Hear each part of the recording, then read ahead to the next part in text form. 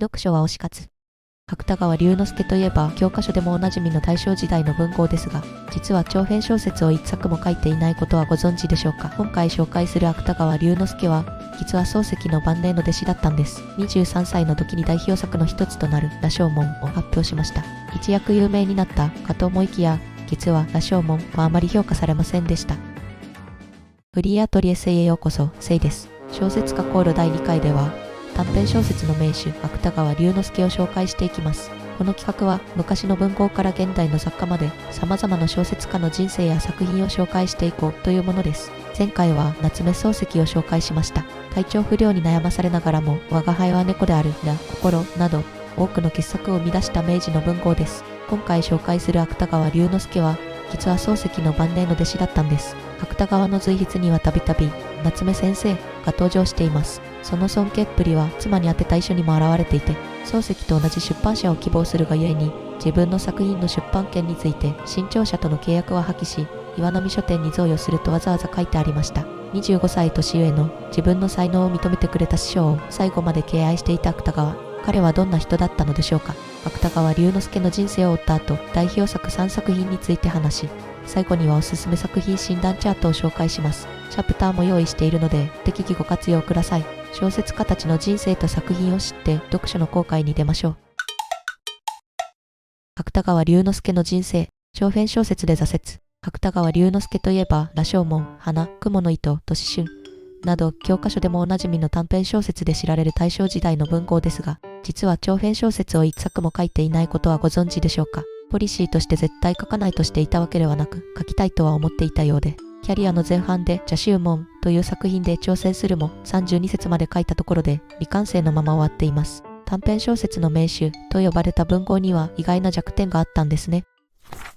生い立ち、芥川龍之介は1892年、明治25年3月1日に現在の東京都中央区で生まれました。父は牛乳製造販売業を営んでいましたが、芥川が生まれてわずか7ヶ月後、母、福が精神に異常をきたしてしまいます。長子が1年前に6歳で病死しており、それが原因ではないかと推測されています。そのため芥川は母の実家である現在の墨田区両国にあった芥川家に預けられることになりました。叔母の付近に養育されましたが、11歳の時、ついに母が亡くなります。翌年、叔父の養子となり、正式に芥川龍之介と名乗るようになりました。芥川龍之介はペンネームではなく本名だったんですね。芥川家は江戸時代、代々徳川家に仕えた奥坊主、将軍の私的な部屋の世話担当の家で、旧家の士族でした。家族みんなが芸術、演芸を愛好し、江戸の文人的趣味が残る環境で芥川は育ちました。この頃から本に親しみ、水湖伝や西遊記などに熱中する子供だったそうです。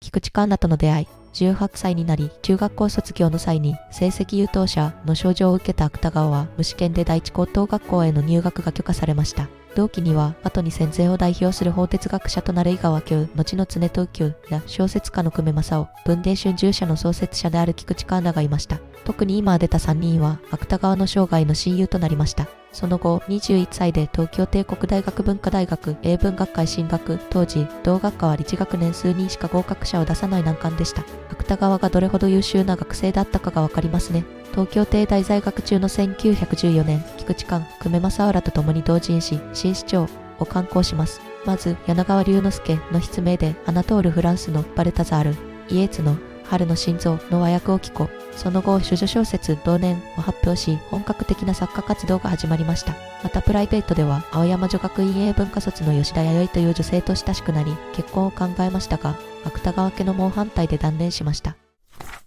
夏目漱石に認められる。23歳の時に代表作の一つとなる羅生門を芥川龍之介の名で文芸雑誌帝国文学に発表しました。一躍有名になったかと思いきや、実は羅生門はあまり評価されませんでした。しかし6年新市長に掲載した花が夏目漱石に絶賛されます。花を読んだ漱石は、この作者はまさに大正時代の新しい作家だと評価。芥川は一躍注目を浴びることになりました。自分の才能を認めてくれた人だからこそ、芥川はずっと夏目漱石を先生と呼び慕っていたんですね。漱石に認められた同じ年、東京帝国大学を20人中2番の成績で卒業しました。卒論はウィリアム・モリス研究でした。しかし、その喜びもつかの間、同じ年の12月に漱石が亡くなってしまいます。芥川は漱石の葬儀で江口館と共に受付を務め、弔問に来た森鴎外の名刺を受け取りました。芥川にとって漱石は師であり、父のような存在でした。25歳差があったとはいえ、あまりにも早い別れです。その死は芥川に大きな喪失感を与えました。動画を見てくださった 95% 以上の方が未登録です。よろしければチャンネル登録をお願いいたします。短編小説の名手。大学を卒業した芥川は海軍機関学校の嘱託教官、担当は英語として教鞭を取ることになります。これは夏目漱石の口添えがあったとも言われています。教師をしながら精力的に小説を書き続けた芥川。25歳の時には初の短編集「羅生門」を、11月には早くも第2短編集「タバコと悪魔」を刊行しました。紀国編、邪宗門、王宮人の死などキリシタンものや歴史ものを次々と発表。知性派の作家として高く評価されました。27歳になると友人の姪である塚本文と結婚。同時期に海軍機関学校の教職を辞して大阪毎日新聞社に入社しました。新聞への寄稿が主な仕事で出社の義務もなく創作に専念できるようになりました。師匠の漱石も教職を辞して朝日新聞社に入社していましたね。とことん師匠と同じ道を歩みたかったようです。晩年の苦悩。29歳の時、海外視察員として中国を訪れます。北京では哲学者の古敵と会い、経営の問題などについて語り合いました。7月に帰国した後は、上海有機等の寄稿文を書いています。長男、広島誕生し、一見順風満帆な生活でした。しかし、中国旅行後から次第に心身が衰え始めます。神経衰弱、消化たるなどを患い、2年後の1923年には湯河原へ当時に赴いています。作品数は減っていきますが、この頃から小説的な傾向の作品が現れます。この流れは晩年の歯車、カッパなどへとつながっていきます。この年は関東大震災が発生した年でもあります。関東大震災といえば、学生の頃、逃げていく兄さんという語呂合わせで年号を覚えませんでしたか？芥川もあまりの恐怖に、家族を置いて一人、家から逃げ出したとか、本人は母を連れて外に出たと言っているため、何が真実かはわかりませんが、しかし、この頃すでに精神的に不安定になってきていたようで、震災後、芥川と一緒に市街を見物しに出かけた川端康成によると、芥川は悲惨な光景の中を快活に飛ぶように歩いていたそうです。34歳の頃、胃潰瘍、神経衰弱、不眠症が高じ、再び湯河原で療養を始めました。妻、文は自身の弟の療養のため鵠沼の実家別荘に移住し、芥川も鵠沼で過ごすようになります。この間、商品、家を借りてから、鵠沼雑記、天気簿、悠々草、おだっこ、子供たちに宛てた遺書に、彼を父と思え、と書くほどに信頼していた画家の和名隆一も、隣の貸別荘に一時期暮らしていました。その年の12月25日に大正天皇が崩御、時代は昭和に移り変わります。心機一転できるかと思いきや、年が変わった1月には、姉の夫が鉄道自殺をし、芥川は、義兄の残した借金や家族の面倒を見なければならなくなりました。当時の様子を芥川は、歯車という自伝的小説に書いていますが、相当精神的に参っていたようです。4月には、秘書的な役割を果たしていた平松益子という女性に心中を持ちかけますが、益子が和名隆一や文夫人等に知らせたため阻止されました。しかし結局、その3ヶ月後に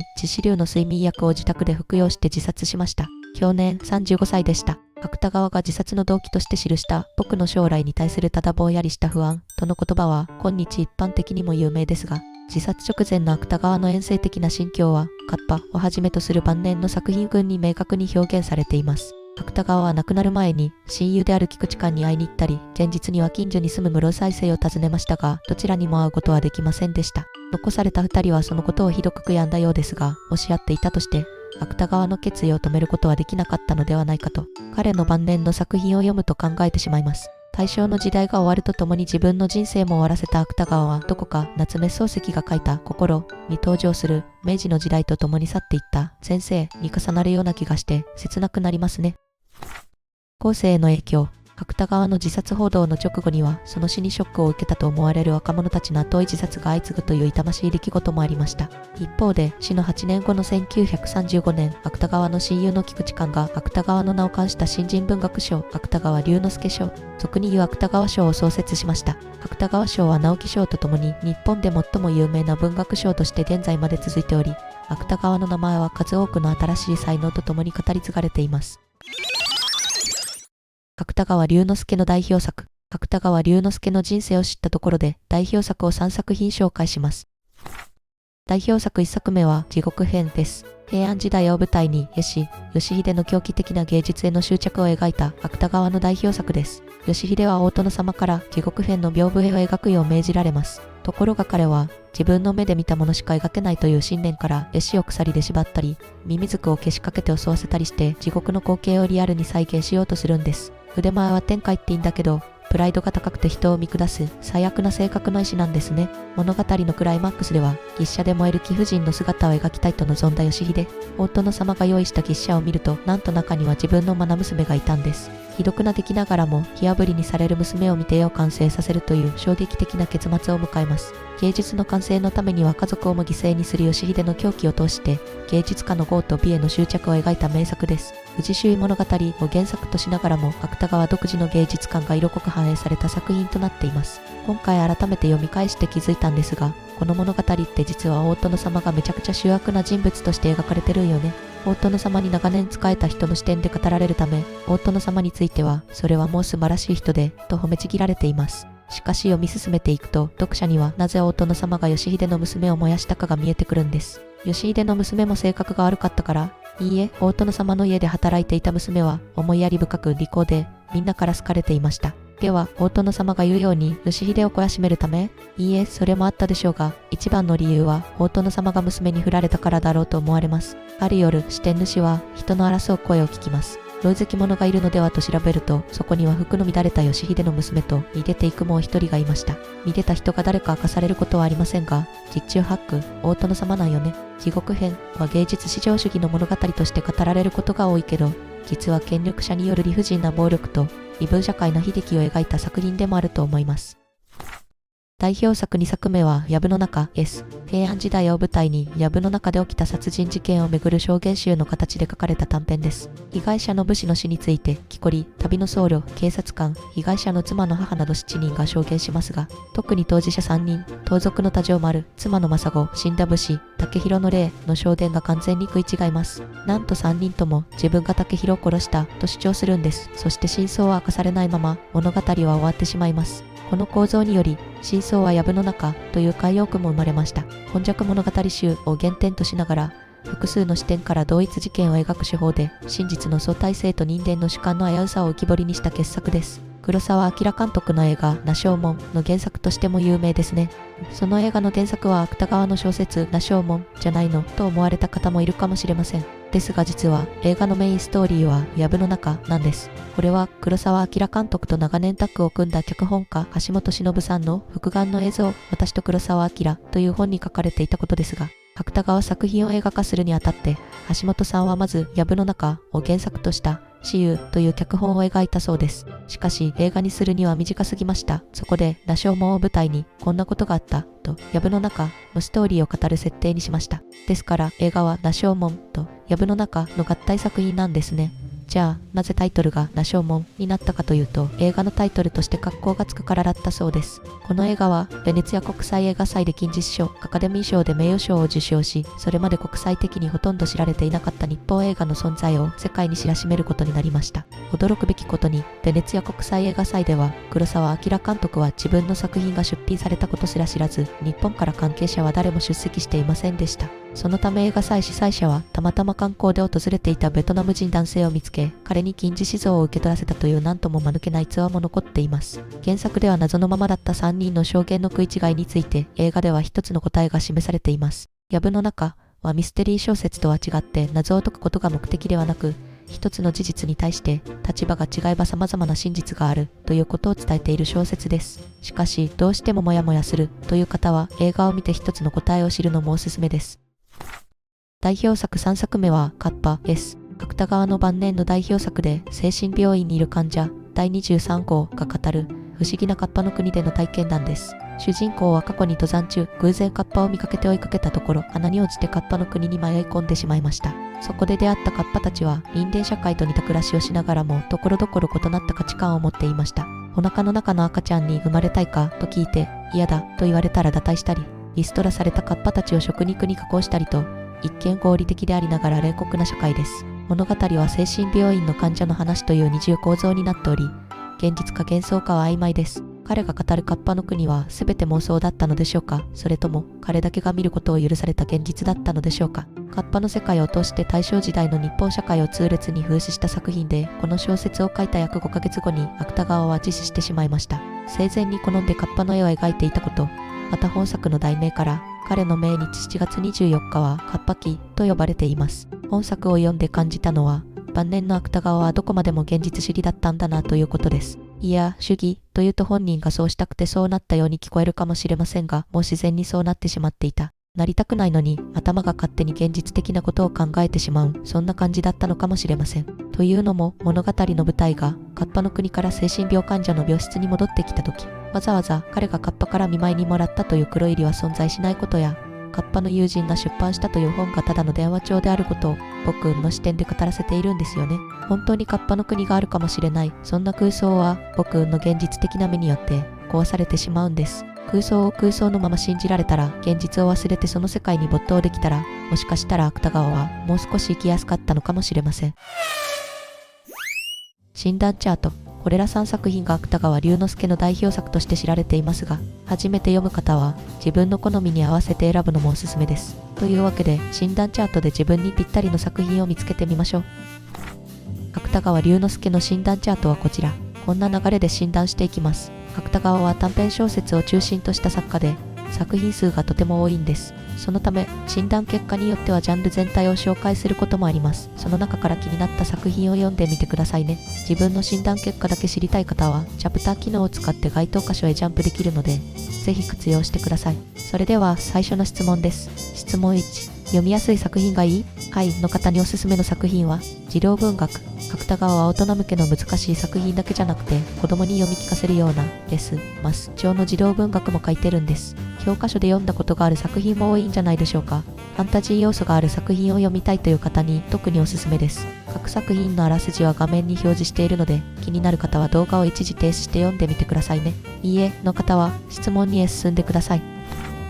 質問2。キリスト教に関する話が読みたい？はいの方におすすめの作品は、キリシタンもの。芥川はキリスト教をテーマにした小説もたくさん書いています。学生時代は英文科で学び、卒業後は英語教師をしていた芥川。キリスト教信者だったわけではなく、客観的な視点でキリスト教を研究対象として見ていたんですね。ただ、亡くなる直前に書いた裁縫の人、続裁縫の人を読むと、彼なりのキリスト像をしっかり持っていたことがわかります。いろんな角度からキリスト教を描いているので、気になった作品から読んでみてください。いいえの方は質問3へ進んでください。質問3。歴史ものがいい？はいの方は質問4へ進んでください。いいえの方は質問5へ進んでください。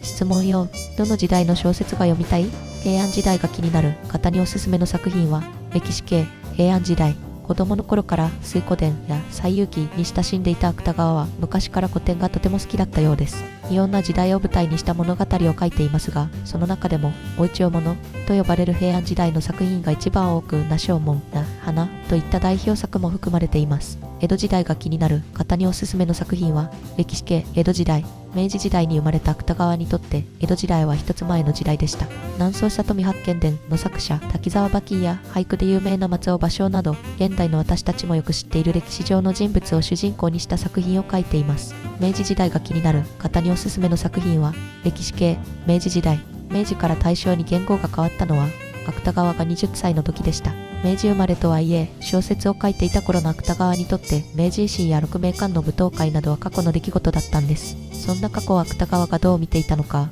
明治時代に興味がある人におすすめです。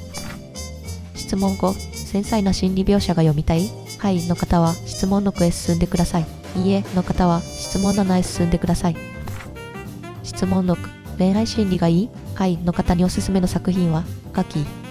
は芥川唯一の心理小説と言われています。心理小説とは、登場人物の心の動きに焦点を当てて、その観察や分析を主眼とする小説のことです。もちろん他の作品でも心理描写はあるんですが、それを主軸に置いた小説は意外にも芥川作品には少なかったようです。あらすじは、幼馴染のいとこをめぐる姉妹の三角関係を描いた話です。最初に読んだ時、私は少女漫画じゃんと思いました。いとこを愛しながらも妹に譲った姉を愛しながらも妹と結婚したいとこ、いとこと姉の本心に気づきながらも思い人と結ばれた妹、3人の複雑に揺れ動く心理が美しい文章で描かれています。誰も幸せになれない選択をみんなが取ってしまっている、そんな切ない話なのに何度でも読み返したくなる名作です。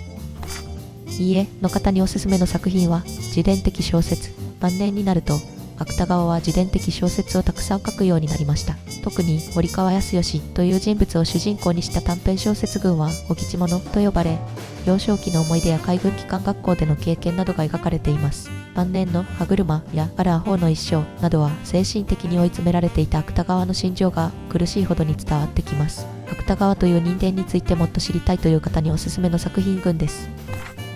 質問7、ムーシー、ブラックユーモアが好き？はいの方におすすめの作品はカッパ。こちらは代表作3で紹介したため、あらすじは割愛します。いいえの方におすすめの作品は、中時の言葉が文芸的な、あまりに文芸的な、すべてにいいえへ答えた方には、芥川の新伝集や小説論をご紹介します。中時の言葉は、芥川が文藝春秋に連載した各伝集です。人生は一箱のマッチに似ている。10代に扱うのはバカバカしい。10代に扱わなければ危険である。など、鋭い洞察に満ちた短文が並んでいます。芥川の思想の変化がわかる断片的な言葉の集合で、皮肉とウィットに富んだ表現が印象的です。後に太宰治の朱子楽にも影響を与えた名作として、人生について深く考えたい方や知的な刺激を求める方におすすめです。もう一作の文芸的な、あまりに文芸的なは、谷崎潤一郎との間で行われた小説の筋、論争での芥川の論文です。小説におけるストーリーの意味や価値について、芸術至上主義の立場から論じています。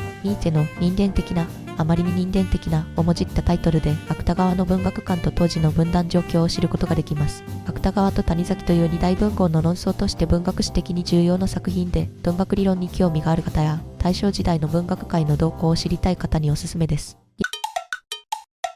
以上、芥川龍之介の作品診断でした。最初に読む一冊は決まりましたか？概要欄には各作品の購入リンクも用意しているので、興味を持った作品があれば読んでみてくださいね。次回の小説家考論では、芥川が大好きすぎて、ノートにびっしり芥川龍之介の名前を書いていた太宰治を紹介します。お楽しみに。この動画が良かったなと思う方は、チャンネル登録とグッドボタンをお願いいたします。最後までご視聴いただきありがとうございました。また次の動画でお会いしましょう。